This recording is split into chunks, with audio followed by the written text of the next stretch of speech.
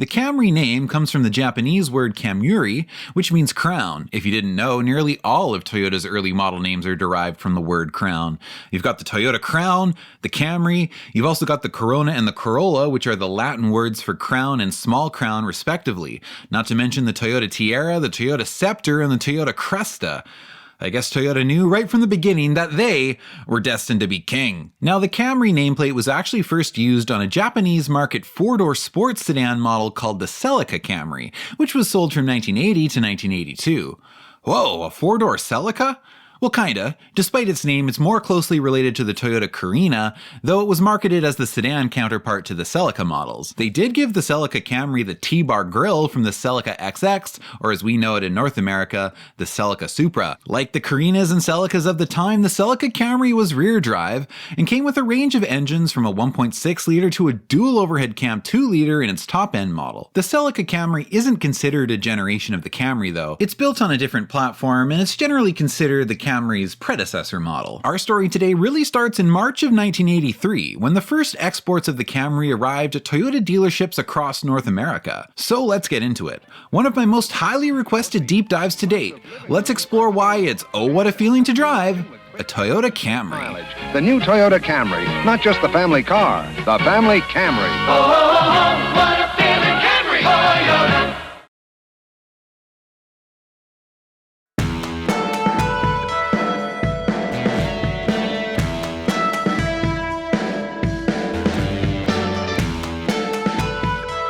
It's 1983, and you're looking to buy a new sedan.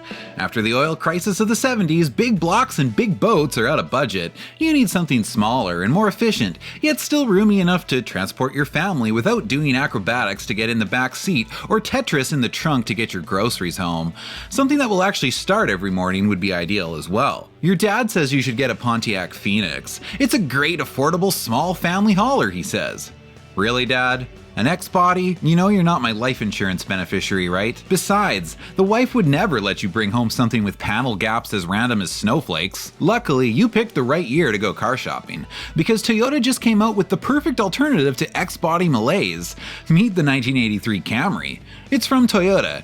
You know that brand that makes those indestructible Corollas and Starlets? But the Camry is a step above those base eco-boxes. Aside from having more room, it's much better equipped and comes with a 2-liter fuel-injected engine. It makes 92 horsepower, 113 pound-feet of torque, and has the distinction of being Toyota's first transversely mounted engine. Now yes, the Corolla Tercel was Toyota's first front-wheel drive model, but for its first generation, it stubbornly retained a longitudinal layout. The Camry replaces the Corona in our market and is positioned above the Corolla, but of course below the flagship Cressida. While unofficially obviously designed with the intention of stealing plenty of sales from domestic front-drive sedans, officially, the Camry is Toyota's answer to the Honda Accord. So, of course, it's sure to one-up it with its larger displacement, more power, and its nearly 6-inch longer wheelbase. What do you mean my Accord is too small? How much bigger is your Camry, Shannon? Oh, so now 6 inches impresses you. The Camry's cabin is airy, to say the least, with excellent visibility at all corners. Wait, what did you say, John? The Toyota Camry 4-door sedan. Camry? That can't be right. And you guys complain about my pronunciations. There are 2 body styles, sedan and hatchback, and 2 trims, deluxe and the upper LE trim. All deluxe trims come exclusively with a 5-speed manual, and LE trims are exclusively a 4-speed auto. For now. Brakes on all models are front disc rear drum, and Camrys use McPherson struts on all 4 corners with independent rear suspension. The LE also gets you standard power steering, driver's lumbar support, a rear seat armrest, a digital clock, body-colored bumpers, and a rear wiper on the hatch.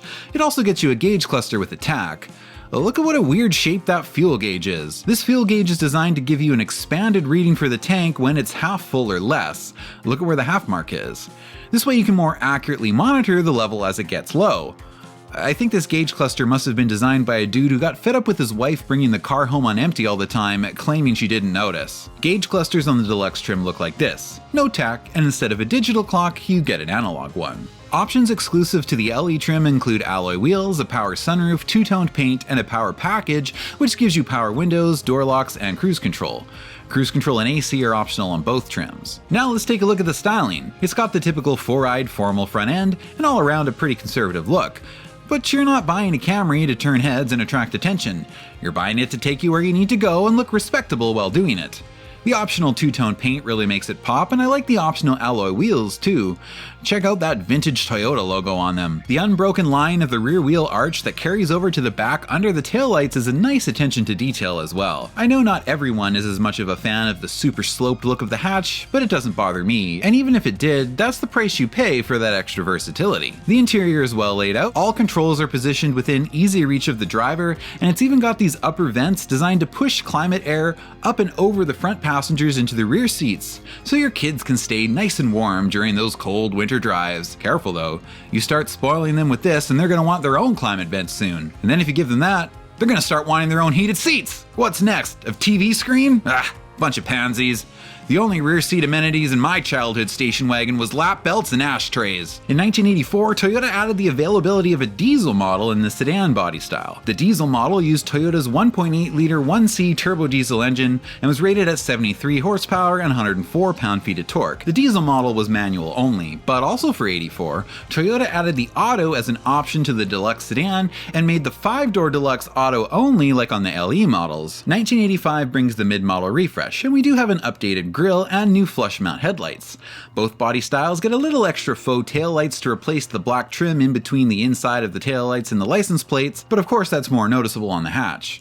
Also on the hatch, the reverse lights move their office up to the second floor. Inside, the cruise control was changed from a switch on the side of the cluster to a stalk mounted with the wipers. The backlight dimmer was also moved from the side of the cluster to the lower mounted switches to the left of the steering wheel. And there's an updated, more modern looking power mirror switch. Oh, and since it's 1985, there's now an optional digital cluster on LE models. It's not really one of the cooler looking digital clusters I've seen though. Power steering was also made standard on all models unless you have a manual sedan, then it's still an extra option. For the final 86 model year, the base liftback model is dropped and Toyota changed up the transmission options again. Now the diesel is auto only and the gas sedans are standard 5 speeds with an automatic as an option. I think they're just rolling the dice at this point to decide which model gets which transmission. Well actually, in the case of the diesel model, the 1C engine was replaced by the 2C, so maybe they didn't have autos for that engine. The 2C is a 2-liter turbo diesel and power ratings are now 79 horsepower and 117 pound-feet of torque. The gas engine also got a slight power boost of 3 horsepower and 5 torque. Power steering is now completely standard across all models. You've been enjoying your Camry, there's no question about that. Sure, it's nothing flashy, it's no backroads carver, and it hasn't been winning very many races, but it starts up every morning, and unlike some of the other Japanese cars, well, it has room, which is a good thing, since you have a family to haul around and a father that needs a ride to the parts store again because his citation won't start. But the Camry's got room for that. In fact, the family Camry's got legroom, hip room, headroom, room for cheerleaders, room for a rock band, room for rocks, a strange hitchhiker with a suitcase who is totally not suspicious, 2 sets of twins plus this weird guy who follows them, room for balloons. It's got room for everything but the kitchen sink. But we got a sink in the tent trailer, so it's all good.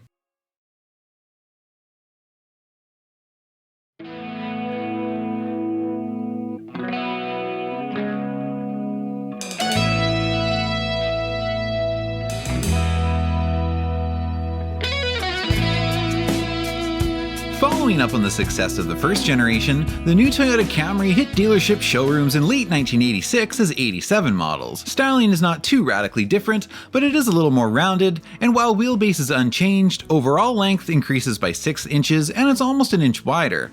For the sedan body style, there are now 3 trims. A base model, the deluxe is now the middle trim, and the LE remains the top dog. Base models come with only a driver's side mirror, 14-inch steelies, and no rear stabilizer bar. Jump up to the deluxe trim and you at least get center caps on those 14s, plus a passenger side mirror, a rear stabilizer bar, and auto-off headlights. We take that for granted now, but that wasn't common in the 80s. LE grade models come with full wheel covers, color-matched bumpers, power mirrors, driver's lumbar, split folding rear seats, plus the availability of a few LE exclusive options. There's once again a power package which adds power windows, door locks, and an ignition interlock, a 2-toned paint option, a power moonroof, alloy wheels, and a digital gauge cluster. If you don't get the digital cluster, LE models come standard with this tachometer gauge cluster. Lower trim levels get this cluster without the tach.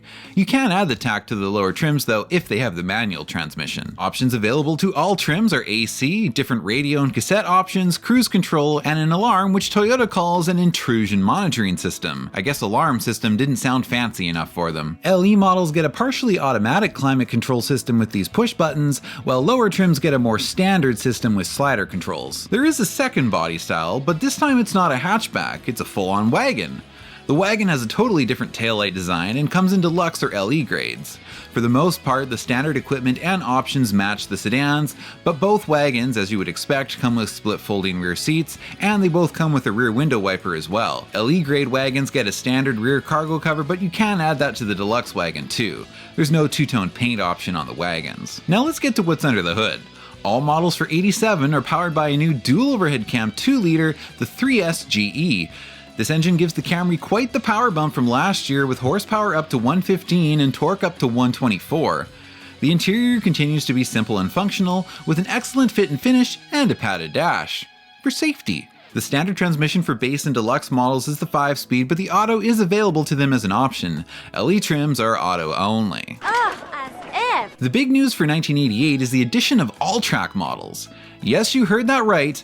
All-wheel drive Camrys. Now, if you aren't already familiar with the all-track Camry, you might assume it's the wagon models, but no, actually. The all-track powertrain is available only to the sedan in either deluxe or LE trims. This is because they already had an all-track Corolla wagon, so I guess they figured they didn't need two all-track wagons at the same time. Still, I find it interesting and cool that they decided to offer an all-track Camry at all, although judging by how rarely I see one, they must not have sold many. For 1988, all-track models came exclusively with the 5-speed manual, but that would change the following year when the auto becomes an option on the deluxe all-track and the exclusive transmission on the LE all-track. And speaking of 1989 changes, Toyota was not yet done adding new things to the Camry. 1989 brings us the first Camry V6, available as an upgrade to both LE and deluxe grade sedans and wagons. My palms used to sweat when I had to get on the highway. Now with my Camry V6, I just punch. Yeah! Punch it, Margaret! You couldn't get the V6 with the all-track though, sorry. But you could get it with a manual on the deluxe grade sedan, though I suspect that's a very rare combination. Toyota also added ABS as an option to the LE V6 sedan and the LE all-track sedan. So what is this new V6 engine? Well, it's a dual overhead cam 2.5 liter rated at 153 horsepower and 155 pound-feet of torque. It's an engine that was shared with the new Lexus ES250, one of Lexus's launch models along with the LS in 1989. This is probably a good time to mention that in Toyota's home market, the Camry had been launched with a parallel model called the Toyota Vista. And starting with this second generation, the Vista launched with a 4-door hardtop body style, which was extended to the Camry in August of 1988, known as the Camry Prominent. This hardtop body style with the V6 engine formed the basis of the Lexus ES250, which was essentially just a slightly upmarketed version of this that was thrown together for Lexus fairly last minute so they could launch with an entry-level model after spending most of their development time working on the LS. I've already done a video on the Lexus ES that you can watch if you want to dive more into that. Toyota did also upgrade the brakes to 4-wheel discs on the V6 model, so hopefully Margaret can still bring that Camry to a stop when she needs to. Punch it, Margaret! I love it. Also for '89, an optional leather package becomes available to LE trim sedans. Dang! A V6, disc brakes, ABS, intrusion monitoring, now leather. Granny's Camry is getting fancy. Punch it, Margaret! The 1990 model year brings the mid-model run facelift. There are new bumpers, new taillights, and a front grille that sports Toyota's new logo instead of the Toyota text. I should point out though that this update takes effect on models produced from February of 1990 onwards, so early production 1990 models do not have these updates. Also for 1990, body-colored door handles come on deluxe and LE models, and the V6 engine gains 3 horsepower and 5 pound-feet of torque. An optional power driver's seat package is made available to all LE grade models. For the final 91 model year, DX models get color-matched bumpers, there's a new valance panel design under the front bumper, and the front turn signals have been inverted. There's also a new hubcap design and new interior fabrics. Toyota really kept things fresh throughout the whole run of the second-gen Camry, making notable additions to it almost every model year. And another thing that's worth mentioning is this is the first generation of Camry to be built in America. Toyota actually originally wanted to partner with Ford, proposing a joint venture to produce compact vehicles with them in May of 1980, so that the first gen Camry could have been built in America to avoid import restrictions, and in return, I imagine that we would have seen some sort of Camry rebadge sold by Ford. But Ford declined this, believing that the Camry would compete with their upcoming Ford Tempo model. Instead, Toyota ended up partnering with GM at the NUMMI plant in Fremont, California to produce the Corolla and some rebadged versions of it for GM. We covered the NUMMI story and many of the rebadged Corollas that resulted from it in the last video I posted, so make sure to check out that one if you haven't already seen it. Toyota ended up opening their first wholly owned production plant in the US in 1988 in Georgetown, Kentucky, and the first American-made Camry rolled off the production line there in May of that year. Camry wagons for this generation were exclusively made in Japan, but after May of '88, Camry sedans were a mix of Japanese and American-made, with the ratio of American-made to Japanese-made models increasing each year. Producing Camrys in America allowed Toyota to sell way more of them, as they could now skirt around import restrictions. As such, US sales numbers of the Camry jumped up from 186,000 units in 1987 to 225,000 units in 1988 and over 255,000 in 1989. Since then, sales numbers have never dropped below that, and in fact, most model years are in the 300 or 400,000s. By 1991, the Camry was a household name, and even Grandma was driving one. Ma'am, this license you just handed me expired in 1972. Punch it, Margaret! We just fell in love with life in the fast lane. My Toyota, who could ask for anything more?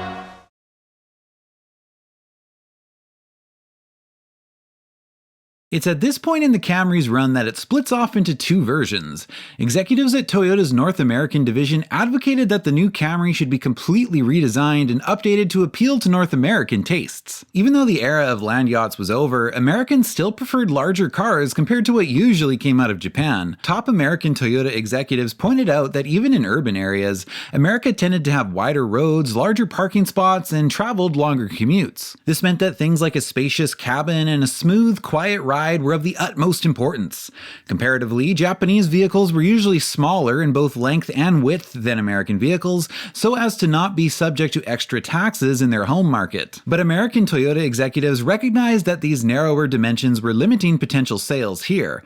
Eventually, Japanese executives agreed, and the Camry line was split in two.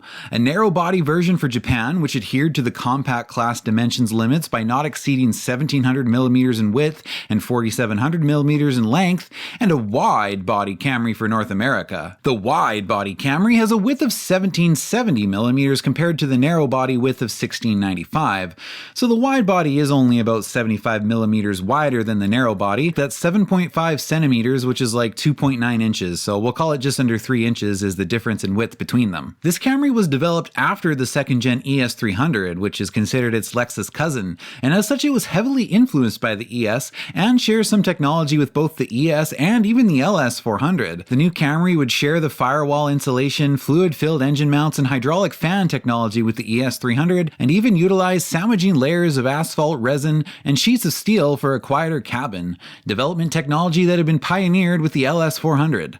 The Camry would also have flusher body panels and narrower gaps than previous models, engineering this Camry to a near Lexus level of build quality. There were some at Toyota that believed this over-engineering was a mistake, essentially arguing that it was too good for a Toyota badged product and would take sales away from the Lexus version.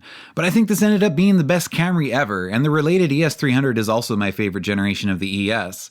I think there was room for both, and both models ended up selling very well, helping to establish Toyota's reputation for quality. You could still buy the wide body Camry in Japan, but there it was sold as the Toyota Scepter, and the ES300 was sold there as well as the Toyota Wyndham. So let's take a look at this thing.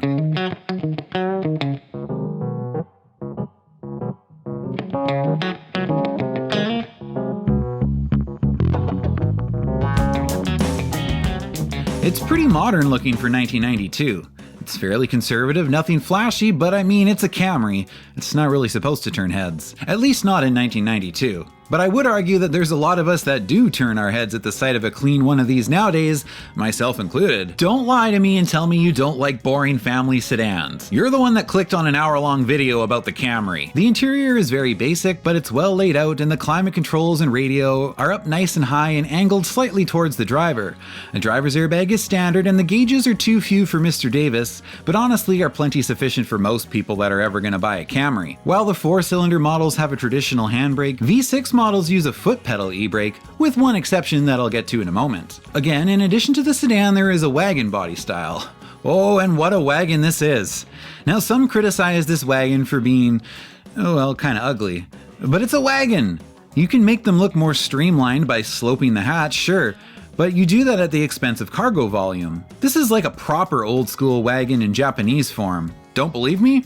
This wagon has an optional rear-facing third row seat. Load up the kids, and let's go to Wally World. You may think you hate it now, honey, but where do you drive it? Whoa, an airbag! Under the hood, there continues to be both a 4-cylinder and a V6 option. We'll get to the trims in a minute, but most trims could be had either way. The 4-cylinder engine is the 2.2 liter, which puts out 130 horsepower and 145 pound-feet of torque. It's the 5S FE, and it's known to be a very dependable, reliable engine. The V6 Camry gets a 3 liter, which is rated at 185 horsepower and 195 pound-feet of torque. Dang! That's a lot of power for Granny. Punch it, Margaret! This is the engine that was shared with the Lexus ES300. By this point, most Camrys were coming with the 4-speed auto, but as we dive into the trim levels here, I'll let you know which ones you could get with a stick. For the sedan, trim levels were DX, LE, XLE, and SE. They all came in either 4-cylinder or V6 versions except for the SE, which is V6 only, because SE was meant to be the sporty model. DX is of course your base, and it has black trim in between the taillights on the trunk lid instead of a faux taillight like the upper models have. Except for the SE, that one uses black trim too, because as we know, blacked out trim can either mean the cheap economy model or the sporty more expensive model, depending on how the manufacturer markets it. Anyway, the DX model comes in 5-speed standard with the auto optional in the 4-cylinder version, but in V6 form it's auto only. Color matched bumpers are now standard across the Camry line, but DX models come with black mirrors and door handles, manual windows and locks, a basic radio, and AC and cruise controller options. Brakes are front disc rear drum on the 4-cylinder, but 4-wheel disc on the V6. ABS is optional to either. Next up is the LE. It's got that faux taillight, and it comes, regardless of engine, auto only. The brakes are the same story as on the DX model, and it gets color matched mirrors and door handles. It's also got a standard cassette player, standard cruise control and air conditioning, and power windows and door locks. Alloy wheels and a power sunroof are available as options. XLE is your fancy trim, still available with either engine and auto only. Alloy wheels are standard now, as is the sunroof, but 4-wheel disc brakes still only come on the V6 and ABS is still an option. There's many more driver's seat adjustments and an optional leather package for those who really want to class their Camry up. The last sedan is the SE, which I believe arrived partway through the year. This one is V6 only, but as the sporty model, it comes standard with a manual, making it the only V6 Camry trim you can get with a stick. The auto is still an option though, and realistically, I'm sure most of them were sold that way. Interestingly, the SE is the only V6 model that comes with a handy brake. Teenagers everywhere who inherited Grandma's Camry SE say thank you, Toyota. SE models get stiffer Sport-Tune suspension, Sport-Tune power steering, and thicker seat bolsters. As expected, this Camry uses 4-wheel disc brakes, but ABS is still optional. Alloy wheels are standard, and there's that black tailgate trim again. The SE trim also gives you a spoiler. Power windows and door locks are optional on this model. They come in a power package, which also includes cruise control and black mirrors. SE model, like the DX, also come with black door handles. I told you, sometimes black trim is on the cheap model, sometimes manufacturers tell you it's a sporty option and charge you more for it. Sometimes it's even both on the same car. You also get a leather-wrapped steering wheel with this model, and the sunroof is optional. As for the wagons, they come in just DX and LE trims, and it's basically the same story as the DX and LE sedans, except the DX wagon is 4-cylinder only, and you can't get any wagon with a manual. That third row seat I mentioned is optional on either model. All wagons also come with rear windshield wipers. Not one, but 2 of them. Well, it is a pretty big window.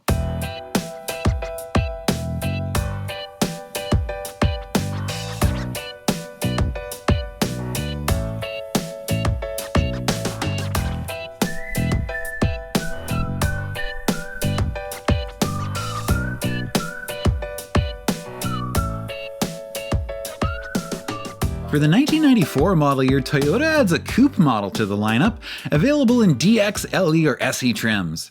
That coupe model looks pretty good. It was sort of marketed as the intimate Camry, the Camry for couples. Ha! That's a laugh. Ain't no one getting a date in a Camry. Oh yeah? Well, what do you drive? A lowered Civic.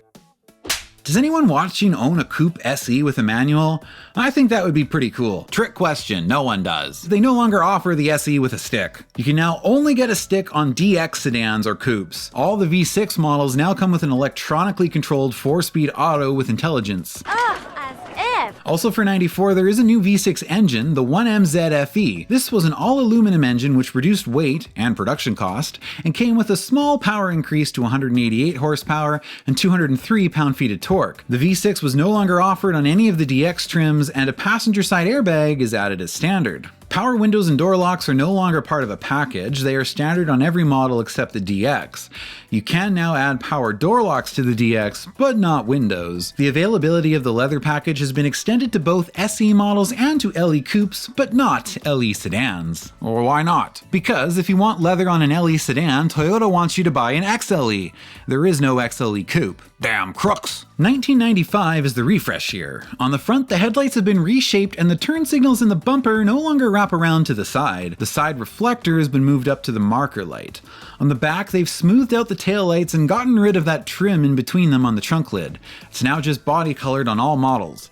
I prefer the original design on this one. If they insisted on changing it, at least give us the trunk trim the Australian market got. Power windows and door locks are now both available to the DX model in a new power package. They've eliminated the DX grade wagon, leaving the wagon only available in LE, still either V6 or 4-cylinder. The 4-cylinder engine loses 5 horsepower as part of an emissions retune to meet stricter regulations. ABS is now standard on the XLE trim. 96 would be the last year for the Camry, and we wouldn't see any more significant changes. What else can I really say about it? If you want a reliable car that will basically run forever, get a 3rd gen Camry. It's nothing flashy, it just quietly does what it's supposed to do. Get you from point A to B. As one Camry owner wrote on our review on Kelley Blue Book, they run for so long, you'll get sick of driving them.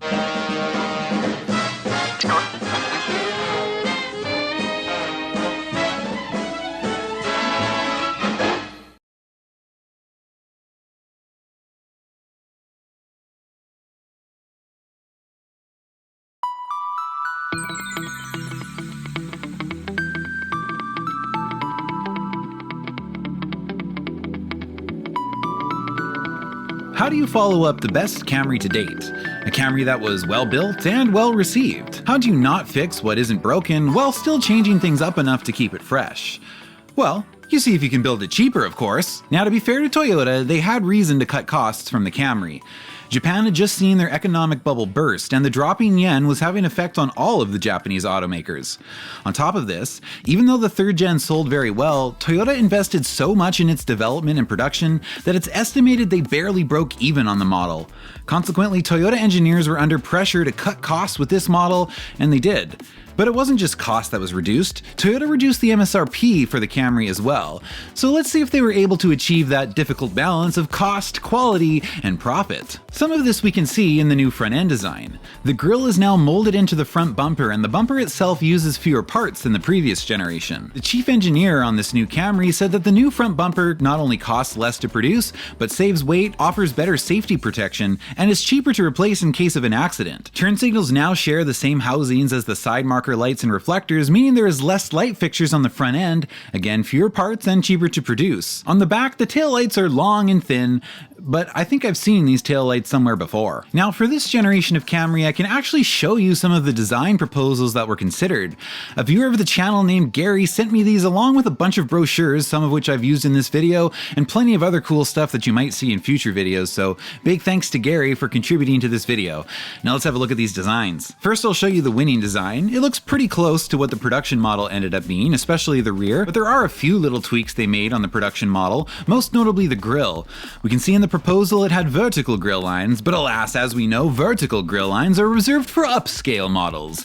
And so on the production model, the slats run horizontally. Now here are the rejected designs. This first one has kind of cool taillights. I like the white lens on top. This next one is kind of interesting too. Much thicker taillights here than on Design C, which would end up being our winner. Design D is kind of neat. We can't really see much of what the taillights would have been here, except for that they were not wraparound, so there would have had to have been side markers added to the sides of the wraparound bumper, but that would would have probably meant extra parts, not ideal when you're trying to reduce cost. I wonder if that has anything to do with why this one was passed over. Also, second gen Legend Coupe vibes, anyone? This last one is pretty nice looking. Too bad we can't see what a full-scale model of this one would have looked like. It might have had potential. Here are some interior drawings. Now apparently C was the winning design, but to me it kind of looks like they combined aspects of A and C in the production interior. The production interior looks fine, but it is a little dull. There's really nothing in the way of contrasting trim or design accents, unless you purchase the optional dealer-installed accessory wood grain. I guess the previous generation really didn't have much of that either, to be fair, but I just think the layout and curves of that dash were a little more interesting. The previous generation certainly had much better interior door grabs. Now that's a door you can slam. But in carrying on with the theme here, it does look like these new interior door panels are made up of less individual parts. The gauges are 3 round dials, and this Camry definitely does have more useful cup holders. I also read in a few different reviews that most people like how the radio was now above the climate controls. But I have to counter that a little, because in the 3rd gen, the way the dash is designed, the center stack is up much higher, so I think both of them were pretty easy to reach here. This new design has a more traditional center stack layout, so the radio is really only slightly higher up, relative to the ignition and steering wheel, but the climate controls are way down in the basement now. While the Camry wagon carried on in other markets, it was dropped in North America, and for '97 the coupe was missing too, leaving only the sedan available in 3 trims, CE, LE, and XLE. All 3 trims were available in either V6 or 4-cylinder. Both engines were carried over from the previous generation with some updates. On the 2.2 liter, the distributor has left the chat, and it now uses coil-on-plug ignition. Power output is up slightly to 133 horsepower and 147 pound-feet of torque. Power ratings on the V6 are up to 194 horsepower and 209 pound-feet. Base CE grade vehicles have manual windows and locks and less equipped with the optional power package, which also comes with body-colored mirrors. Like the previous generation, all V6 models have 4-wheel disc brakes, but 4-cylinders still use drums on the rear. ABS, cruise control, and AC are optional on the CE, but standard to all other trims. The LE trim adds the power package as standard, as well as a cassette radio.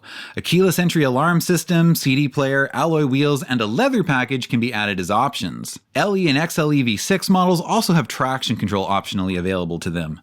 Move up to the top XLE trim and you're granted heated mirrors, standard alloy wheels, variable intermittent wipers, power seats, and the keyless entry alarm system. A power moonroof is an option on LE and XLE trims. The higher trims are auto only, but the base CE comes standard with the 5-speed with either engine, although again, I'm sure very few were sold that way.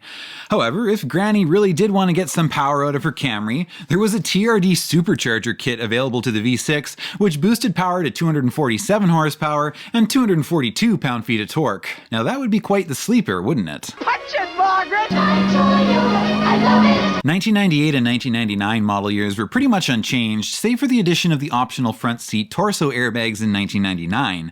The coupe model was, in a sense, brought back in '99, but it was split off into its own model with its own unique styling. Officially known as the Camry Solara, but commonly just known as the Solara since there is no Camry badging anywhere on the car. While mechanically very similar to the Camry, the Solara was built in Toyota's Cambridge, Ontario plant in Canada and has a totally unique body design to look more sporty and appeal to more sport-minded drivers. The interior is very similar to the Camry, but the dash is a little different, and it actually kind of looks a little more similar to drawing B on the interior proposals we looked at earlier. Solaras also get a touch of standard wood grain. The Solara was initially available in 2 trims, SE or SLE, and uses the same engines as the Camry sedan, although with slight power increases. The SE did come standard with a manual, but the SLE was auto only, which should put to bed any thoughts you had about this being an actual sports car. This is simply the Camry your mom takes out on the weekend to get a break from driving the Sienna. SLE models add alloy wheels, heated mirrors, leather interior, automatic climate control, an auto-dimming rearview mirror, and an 8-speaker CD cassette combo system. Most of these items are available as options on the SE model as well. A sunroof is optional on either model. In 2000, Solara's got a convertible option, which as the model years progressed actually became the more popular body style, and that's usually the one I see out in the wild. I don't see a lot of coupes out there. Moving back to the Camry sedan world, a refresh was done for the 2000 model year. The headlights were slightly updated and the grille now features some trim. On the back, they widened the taillights, but only the part of them that extends onto the trunk lid. It's much more cost effective to remold the trunk lid rather than the quarter panels. The interior was mostly unchanged, but LE V6 models now came standard with a manual, likely because the V6 option was dropped from the base CE trim. ABS is changed from standard to optional on the LE 4-cylinder trim. Automatic climate control and this wood grain was added to SLE models. For the final 2001 model year, Toyota added a Gallery series model, which was sort of in between LE and XLE. It included all of the LE features, plus it added two-tone paint, Gallery series badging, chrome-finished wheel covers, chrome-tipped exhaust, chrome interior door handles, two-toned seat fabric, leather-wrapped steering wheel, shift knob, and parking brake, as well as some fake carbon fiber center console trim, remote keyless entry, and on V6 models, an upgraded 8-speaker CD cassette sound system. There was also a collector's edition for the final model year. For some reason it wasn't in the brochure I have, but I found one on Bring a Trailer, and according to what I read on some Toyota forums, it's basically an XLE loaded with every option, plus extra wood grain on the steering wheel, special floor mats, and badging. And that pretty much covers the 4th gen. I don't think it's quite as good as the 3rd, but it's a great car in its own right, and they aren't too sought after, so you can pick one up for pretty cheap. Perfect for those looking to get into some reliable transportation without the monthly payments. After all, my motto is let the first owner make all the interest payments and lose all the depreciation. Well, there she is, Old Faithful. George, I wonder what the dealer will give us for it. We'll be lucky if he gives us a bag to carry the pieces home in.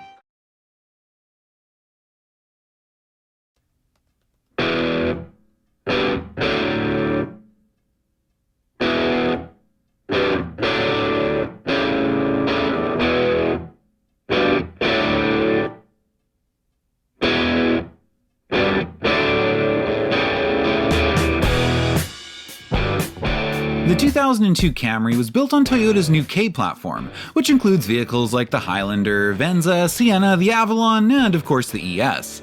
The wheelbase is 2 inches longer than before, but overall length only increases by a few tenths of an inch. The Camry, as was becoming the style in the 2000s for compact cars at least, has a relatively short hood, allowing for more cabin space.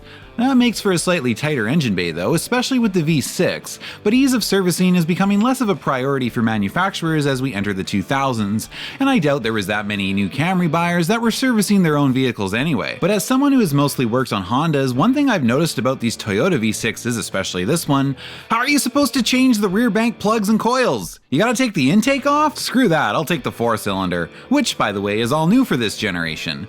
It's a 2.4 liter now with Toyota's variable valve timing, and it puts out 157 horsepower and 162 pound-feet of torque. The 3-liter V6 has pretty much the same power ratings as last year for 2002, but in 03 it jumps up to 210 horsepower and 220 pound-feet of torque. The CE trim has been dropped, meaning the base is now the LE. The sporty SE model returns as the mid-trim level and XLE remains the top trim.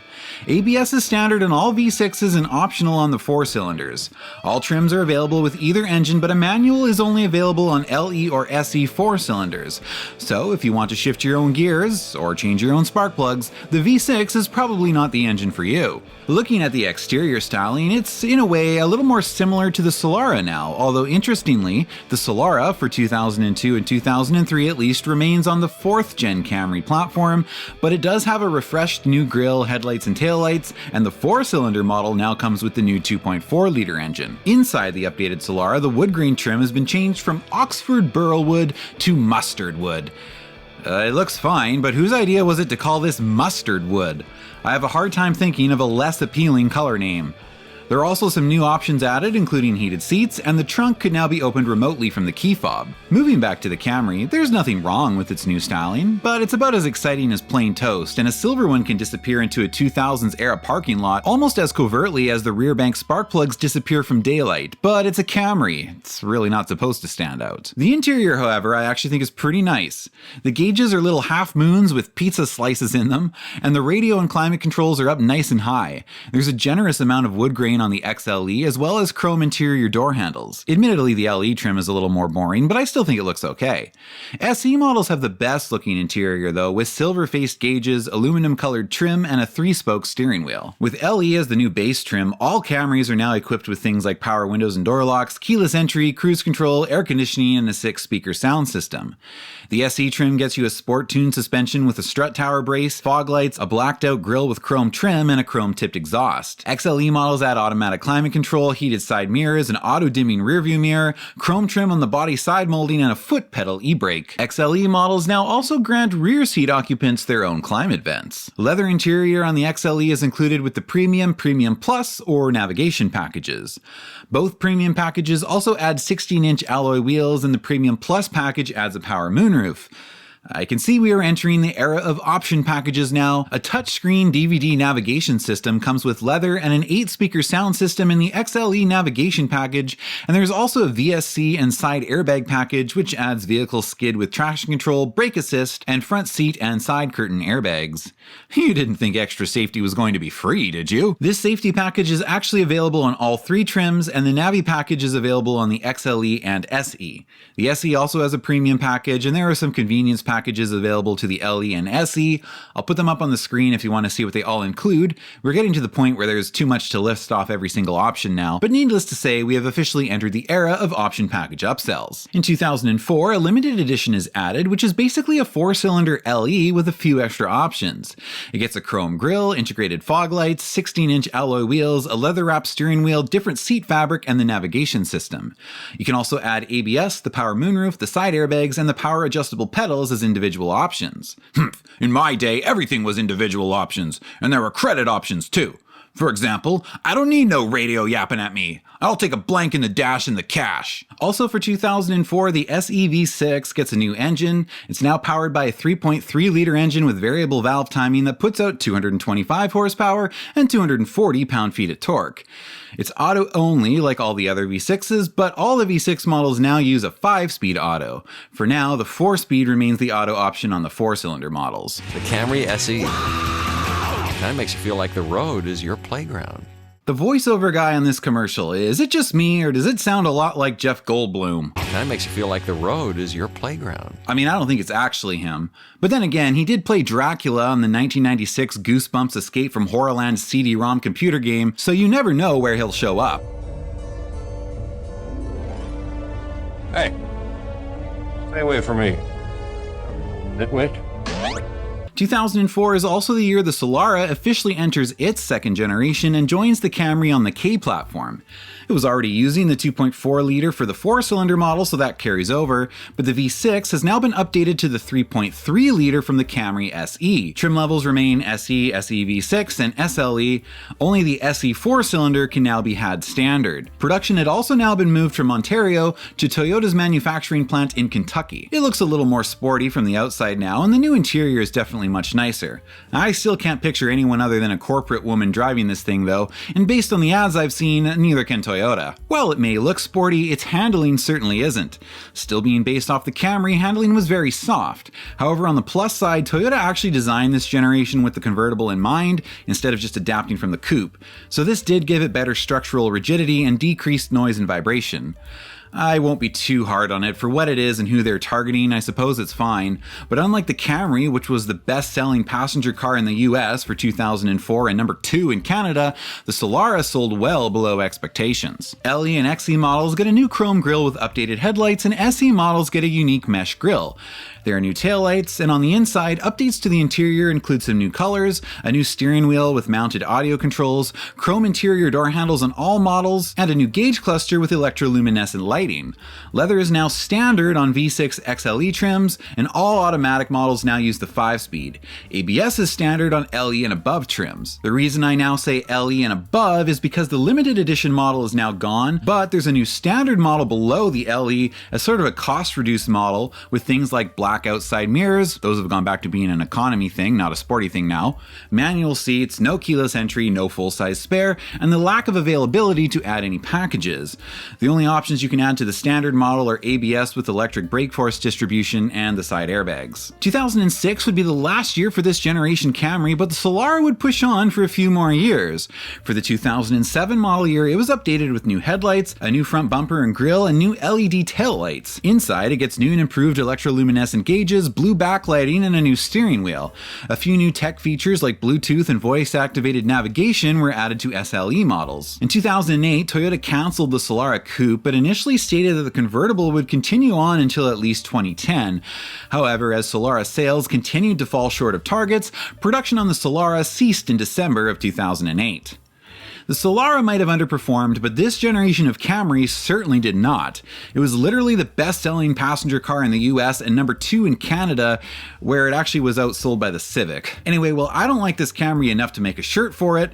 It's still a good car, and while you'd be smart to buy one with over 400,000 sold for every model year and many still on the road, I can't exactly say you'd be unique. Unless you import one of the fancier Taiwanese ones, that is.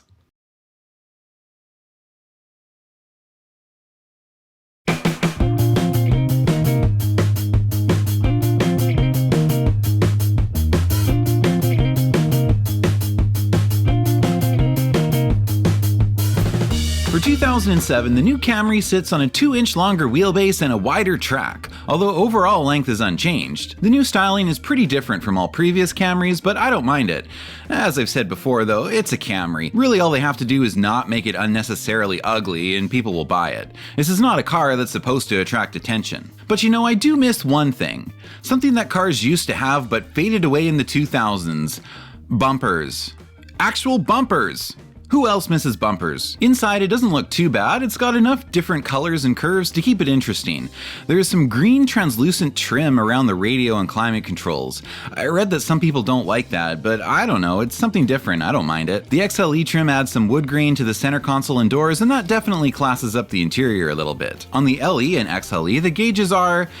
gauges. Riveting commentary, I know, but what else do you want me to say about them? It's a pretty standard 2000s era cluster. That said, the SE model has a slightly different cluster, and it's really quite amazing what a little color and contrast can do. This is a much sharper looking instrument cluster. SE models also once again get the better looking 3-spoke steering wheel, and on the outside, a honeycomb grille, some body kit parts, and a spoiler. It also rides a little lower on 17s. SE models also come with stiffer suspension, thicker anti-roll bars, and additional bracing, including a V-brace behind the rear seat, which has the side effect of preventing them from folding down, so SE models have a trunk pass-through only. Fog lights are standard on SE and XLE trims. There is a base model again below the LE, and they've gone back to calling it the CE. Toyota really can't make up their mind what they want to call this low-end trim, can they?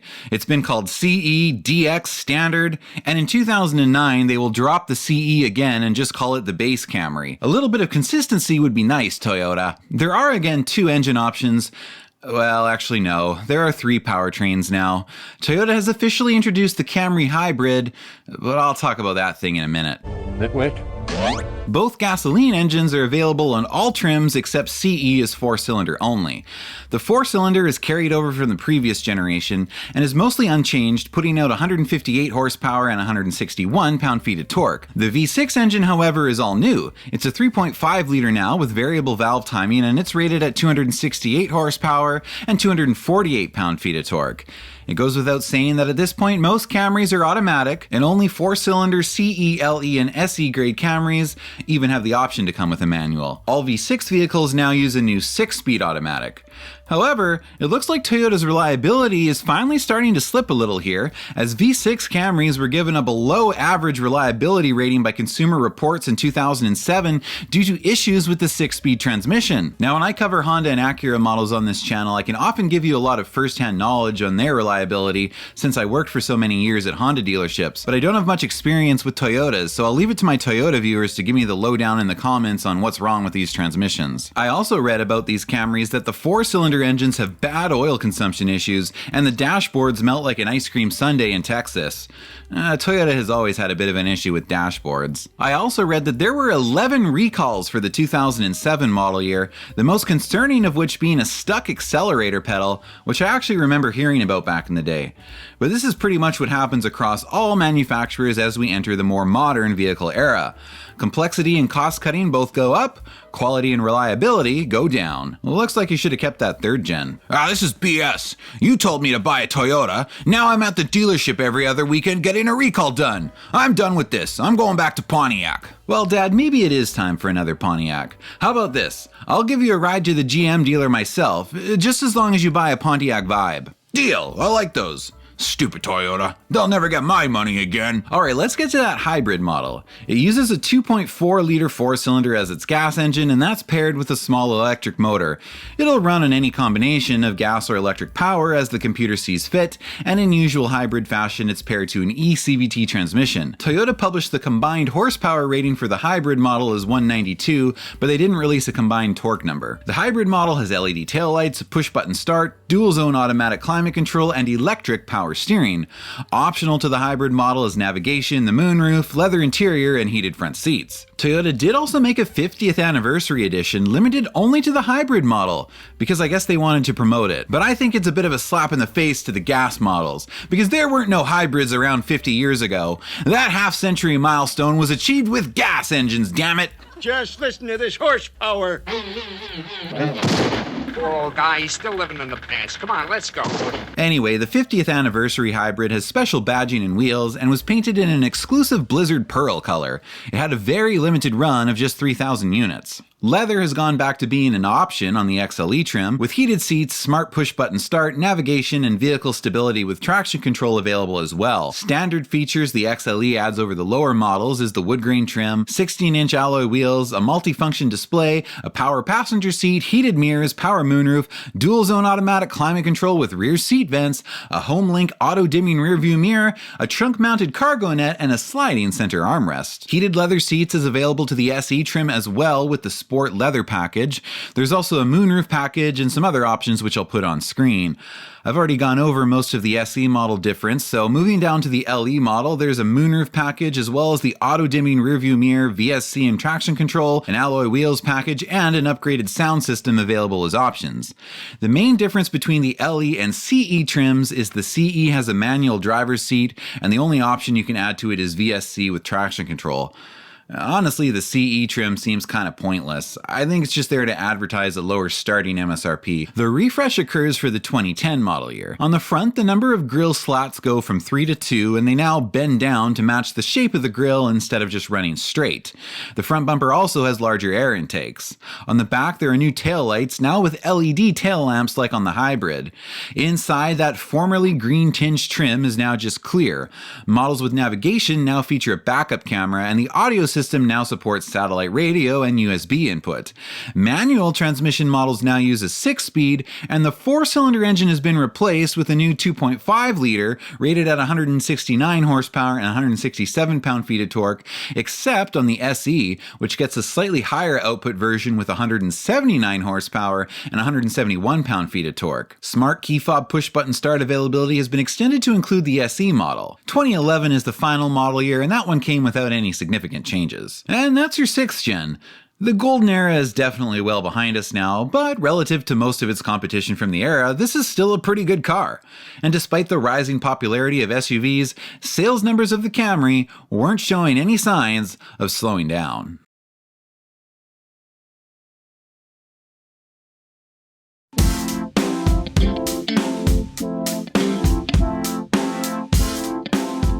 The 2012 Camry has styling that's a pretty natural evolution of the previous generation. Most models now use a new 2-bar grille, except the SE, which still has a honeycomb style. Differences to the SE this time, aside from the grille, include different bumpers, side skirts, and unique wheels. Once again, Toyota has decided to rename the base trim. It's now the L model, and the hybrid now comes in 2 trim levels, LE and XLE. This generation has a pretty nice interior. Even the LE model has a two-tone color scheme and silver trim, and although a 6.1-inch touchscreen is now standard across all models except the base L, the climate controls and the volume remain physical knobs, as they should.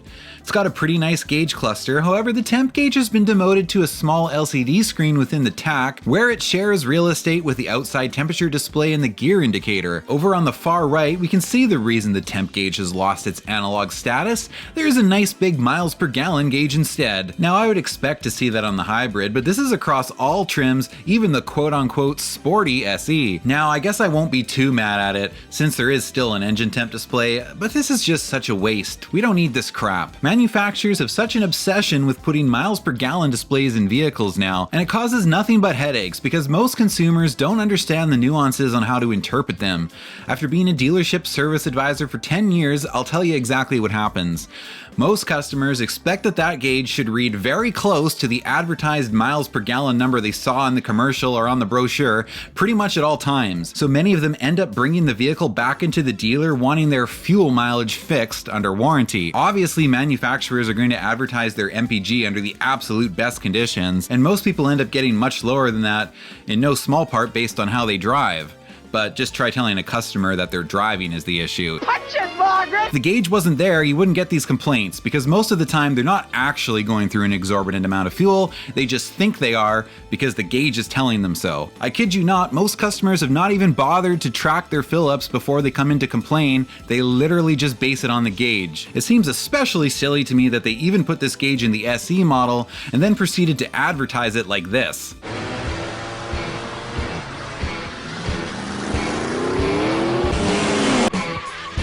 The SE model does continue to use a 3-spoke steering wheel, and the XLE model continues to add some tasteful wood grain.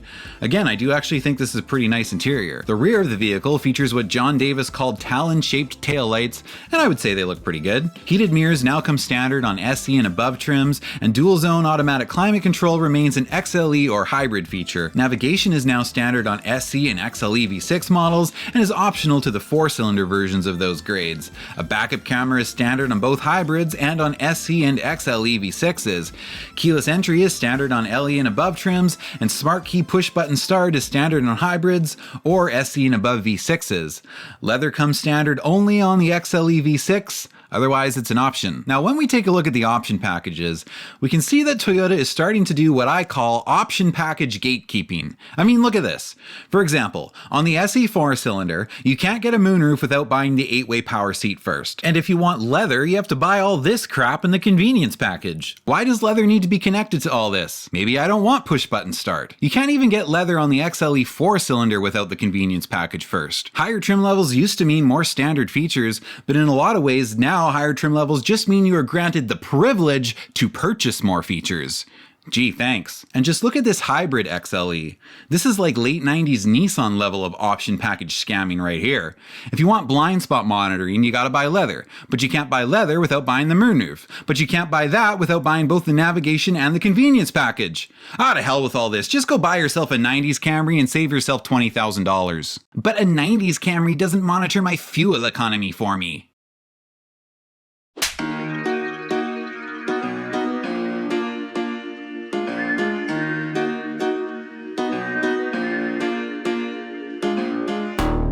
Alright, what do we got for engines in these things? Well, the 4-cylinder is still the 2AR FE, carried over from last year, now rated at 178 horsepower and 170 pound-feet of torque across the board. There is no bump for the SE model this time. The V6 engine is also carried over with the same power numbers as last year. This time, both L and LE trims are 4-cylinder only, while the other trims are available with either engine. The manual transmission is officially extinct. A 6-speed auto is used across the board. The SE, being the sporty model, gets paddle shifters. Nitwit. The hybrid engine is a 2.5 liter now as well and has a combined output rating of 200 horsepower. It no longer uses any belts, has an electric water pump, more plastic parts, and a higher expansion ratio. The overall vehicle is also 200 pounds lighter than last year, so all this helps to improve its range. All Camrys now use electric power steering. 2013 brings only minor option package changes, and rear cross-traffic alert is added to the blind spot monitoring package. For the 2014 model year, Toyota adds an SE Sport model to the lineup in 4-cylinder only. The SE Sport, however, doesn't differ much from the regular SE, it just gets 18-inch alloy wheels and a moonroof as standard. Really? We made a whole separate trim level just for that? It seems a little inefficient. But at least you can get a sunroof without all this crap now. It's actually called a moonroof. It's only a sunroof if it's metal. Toyota actually did a half model year change with this Camry. There's actually a 2014.5 Camry. I'm pretty sure the only difference is they made the backup camera standard across all models, and there's an updated infotainment interface and software. They did also add a 2014.5 Hybrid SE Limited Edition that was sold, limited to a run of 5,000 units. It's a hybrid in SE grade form, pretending to be sporty.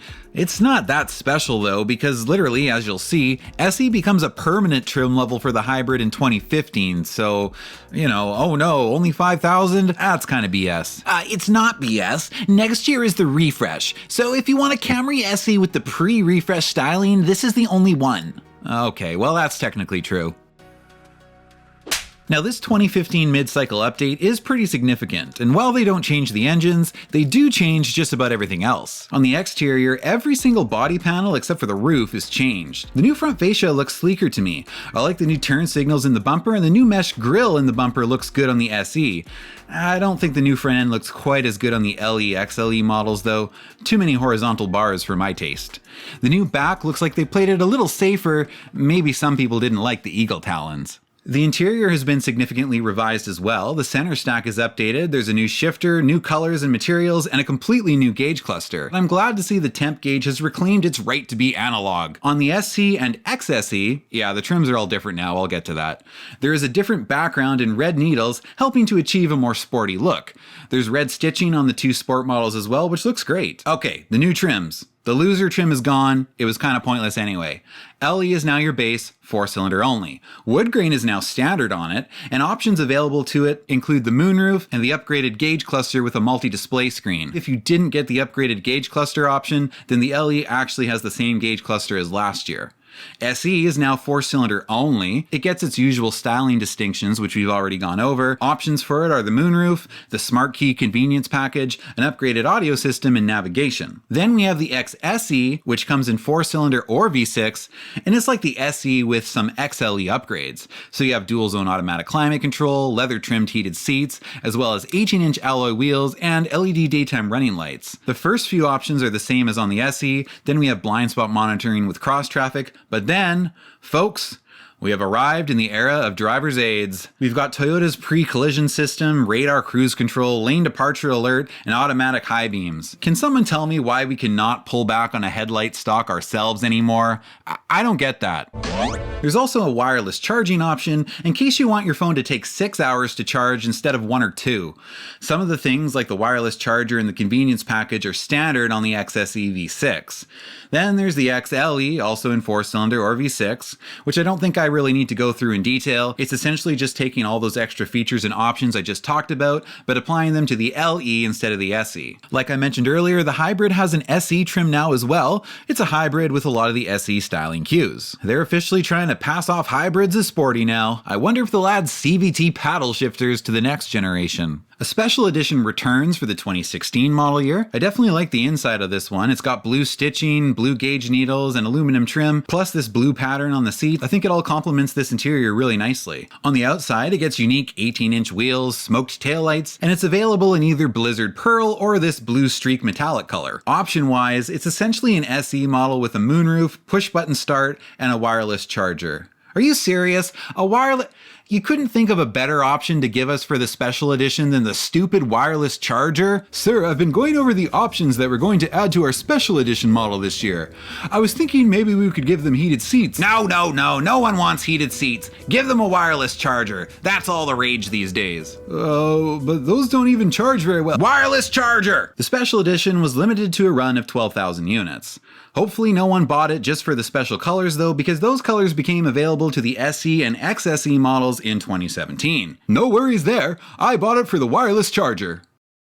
There were much less recalls for this generation, and overall reliability seems to be better than the previous generation based on what I've read online, but of course owners can chime in down in the comments like they usually do with their experience on these models. Now we're almost there, guys. There's only one more full generation to go and then a partial one. And if you're still with me, make sure you're subscribed, because I guarantee this is the only place on YouTube you will find feature-length documentaries on cars like the Camry, the ES, the Maxima, the Sentra, the Civic, and many others. I mean, who the hell else is going to talk about the Camry for over an hour? You're only going to get that here, guys.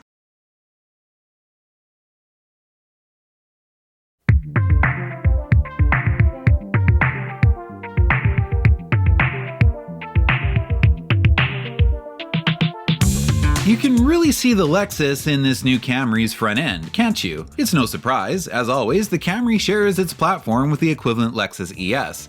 And indeed, that Lexus corporate grille is present on this new Camry, but its usual aggressive appearance is toned down somewhat as it hides itself under this Toyota branded prosthetic. This grille works much better on the SE and XSE trims. To me, LE and XLE trims just have this gaping mouth filled with horizontal slats that make it look like a filter feeder. Both models have trendy new taillights, but the sport-oriented trims have these little slats or grills that flow downward into the bumper, which do enhance the look. These trim levels are the same as last year, with one difference.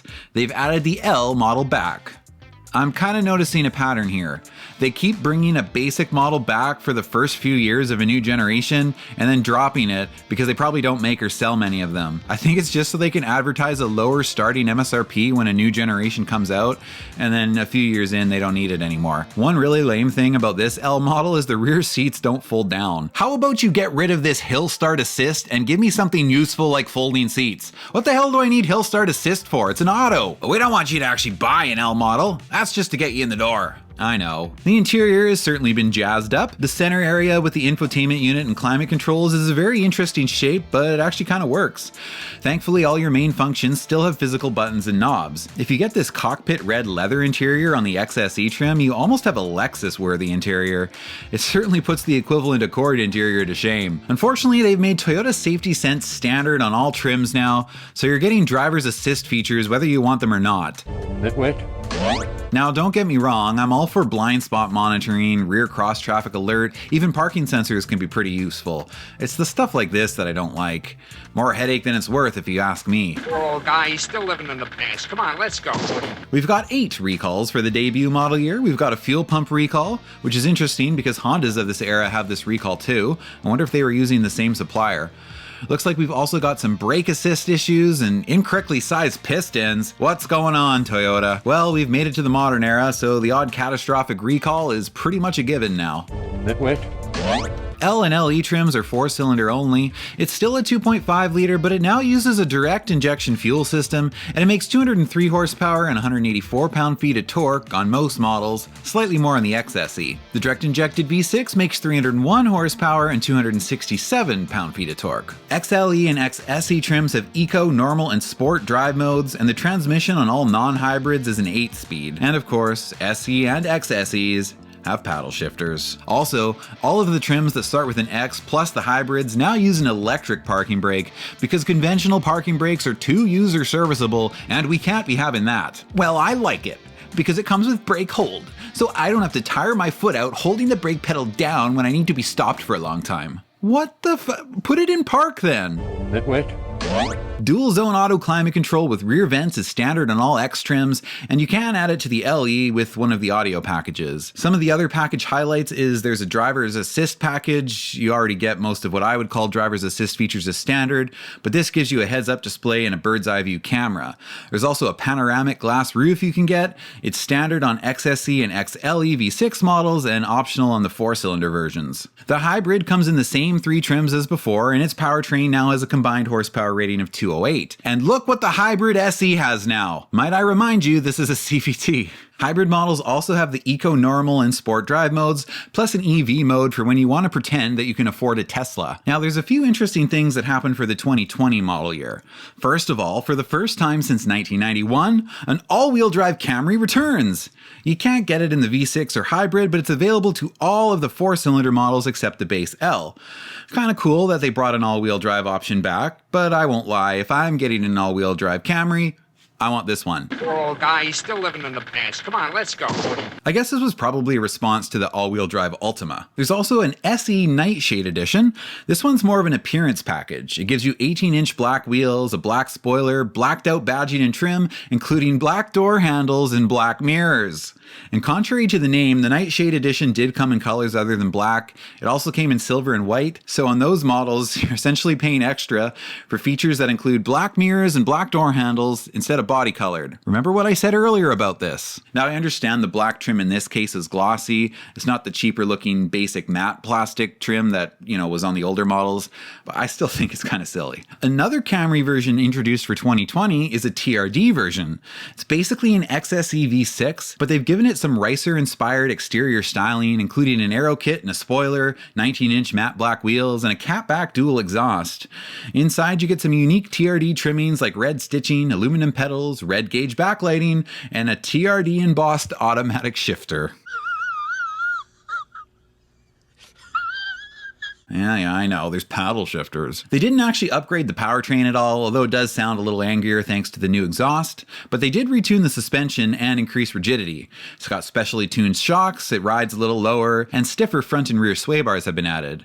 You also get larger front brakes with dual piston calipers. An active cornering assist system has been added to reduce understeer by applying brake force to the inner drive wheel when accelerating out of a corner. Remember when this was the family Camry? There was a time when a sedan was a sedan and a sports car was a sports car, but now I guess anything has to be everything. 2021 is the refresh. The L model is dropped again, continuing to prove my theory on why it exists. Sporty hybrid models are becoming more normalized now, so an XSE hybrid has been added to the lineup. As far as styling changes go, the headlights are a little different, there are new wheels, there's a new front bumper. On the non-sport oriented trims, it's got a little bit of chrome trim now on either side of that lower grille. The sporty trims don't get the chrome, but instead the fake air intakes have gotten bigger. I don't think they changed anything on the back, but inside you get a larger touchscreen and the climate vents had to be moved down below it to accommodate. I don't think it looks as good, but I guess it's nice to have a larger screen. A heated steering wheel is now available on all trims except the LE. Ventilated seats are now available on XLE and XSEs. All models now have Toyota Safety Sense version 2.5, which includes automatic emergency braking, emergency steering assist, and an improved curve speed management system within the dynamic radar cruise control. In 2022, Toyota adds an SE Hybrid Nightshade Edition, and then in 2023, they expand the Nightshade package to all of the 4-cylinder gas and hybrid models. 2024 was the final model year for this generation, and by this point, sales had dipped down slightly from the 400,000s to the 300,000s, but those are still really good numbers considering, and you see plenty of them on the road. Where I live at least, the hybrids are very popular with Uber drivers. So all that's left now is the current generation. And as I'm recording this part right now, I haven't researched the current generation yet. I usually make these videos in sections, one generation at a time, so when it's a car I'm not super familiar with going in, like is the case with the Camry, you guys are coming on this journey of discovery with me. And I gotta admit, I'm a little nervous, because after making my ES video and seeing the direction Toyota went with that thing, oh boy. Alright, let's see what they've done. Hold on to your butts.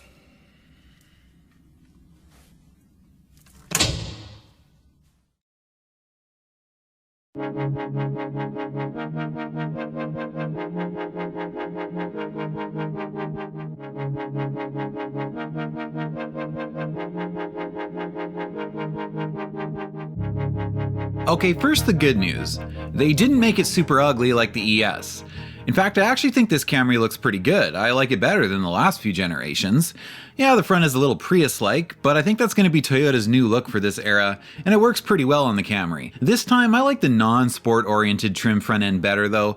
I don't think the honeycombs work as well this time, especially not on the XSE where they've made it body colored. Overall though, this new Camry looks pretty slick. Trims are pretty much the same as before, LE, XLE, SE, and XSE. They didn't bring back a base L trim this time. But this is where we get into, from my perspective at least, the unfortunate news. There's no more V6. Not only that, they're all hybrids now. I expected this though. I know most brands are transitioning most, if not all of their models to electrified now, either hybrids or EVs. An electrified future is being pushed upon us, whether we want it or not. Now I know a lot of you are going to say, get out of the 90s, old man. Electrification is the future. Modern electrified cars are like appliances.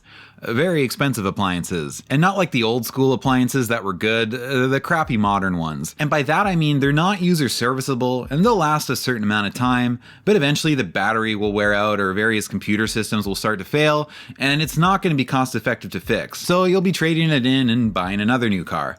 And so will be the cycle. 20 or 30 years from now, you aren't going to be seeing retro 2020s, 2030s era car shows the way you see retro 80s and 90s car shows today, or even 50s and 60s era car shows. It's not like 20th century cars don't need repairs, but they're so much simpler and you don't need special software to repair them, so enthusiasts, and really whoever wants to, can keep these older classics going for a long time for not even that much money if you're willing to turn a few wrenches yourself.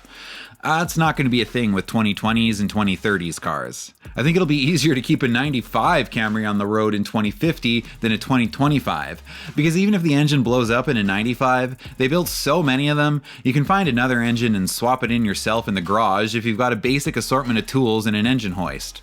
No one's going to be swapping out a powertrain in their garage in one of these. Mr. Jetson might scoff at this gentleman for trying to sell him a dirty old mid-20th century car in 2062, but those are the actual used cars that might still run in 2062.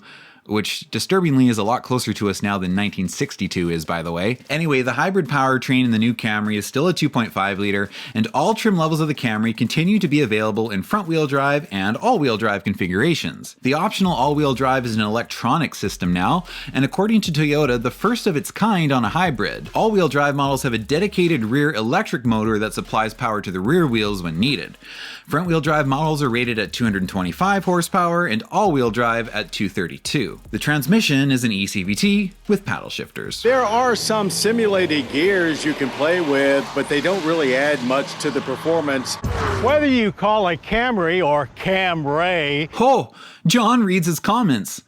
Yeah, I can relate, John. The internet is obsessed with pointing out mispronunciations. Unsurprisingly, the instrument cluster is just a screen now, but I guess that's what the kids are into these days. Cluster aside though, this interior is still pretty nice looking and there are some cool two-tone color schemes available.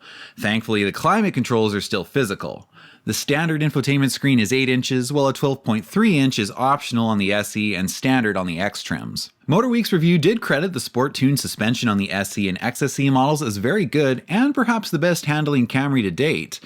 Too bad we couldn't pair that with a V6. It goes without saying that this new Camry comes with tons and tons of features, and there are a lot of new remote connect features that allow you to manage your vehicle from your phone via the Toyota app. As is the trend though, a lot of this requires a subscription after the initial trial period, so, you know. But at least Toyota isn't yet being completely malevolent and locking things like heated seats or horsepower behind a paywall. Dual zone automatic climate control with rear seat vents is now standard, heated seats are standard on the X trims, and ventilated seats are available to X trims in the premium package, which also includes the panoramic glass roof, a heads-up display, a 9-speaker sound system, and the digital key system, which turns your smartphone into your key fob like on a Tesla. With the proper subscription, of course. All models have no less than 5 USB ports, so the whole family can charge their phones at once. No, we can't. There's only one wireless charger. I'm not plugging my phone in. Okay. For 2026, they've added a nightshade trim again, and that's where we're at now with the Camry. Let me know what your favorite generation is, and I'll see you in the next video.